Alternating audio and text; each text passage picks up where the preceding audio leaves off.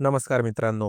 छोट्या पडद्यावरच्या मालिकांची लोकप्रियता ठरविण्यासाठी सध्याच्या काळात टी-आर-पीला प्रचंड महत्त्व दिलं जातं. एखाद्या मालिकेला प्रेक्षकांचा चांगला प्रतिसाद मिळत नसेल, तर संबंधित मालिका अवघ्या वर्षभराच्या आत गुंडाळल्या जातात. याची अनेक उदाहरणं गेल्या काही महिन्यांमध्ये आपल्याला पाहायला मिळाली आहेत. तर काही मालिका कथानक अंतिम टप्प्यात पोहोचल्यावर प्रेक्षकांचा निरोप घेतात. एकंदर टी-आर-पीसाठी जुन्या मालिका बंद करून नवीन मालिका किंवा शो सुरू करणं, नवनवीन ट्विस्ट आणणं असे अनेक प्रयत्न वाहिन्यांकडून केले जात आहेत. दरम्यान झी मराठीचे 2 लोकप्रिय मालिका आता प्रेक्षकांचा निरोप घेणार आहेत. मित्रांनो, चॅनलवर नवीन असाल तर मनोरंजन विश्वातील ताज्या बातम्या जाणून घेण्यासाठी आमच्या चॅनलला सबस्क्राईब करा. झी मराठी वाहिनीवर 15 मार्च पासून श्रेयस तळपदेचा चल भावा सिटीत हा नवीन शो चालू होणार आहे. हा शो रात्री 9:30 वाजता प्रसारित केला जाणार आहे. यामुळे झी मराठीने लाखात एक आमचा दादा, नवरी मिळे हिटलरला आणि तुला शिकवीन चांगलाच धडा या 3 मालिकांच्या वेळा बदलल्या आहेत. तर वाहिनीवरच्या 2 मालिका बंद होणार आहेत. झी मराठी वाहिनीवर गेल्या वर्षी 18 मार्चला एक नवीन मालिका सुरू करण्यात आली होती. या मालिकेचं नाव होतं पुन्हा कर्तव्य आहे.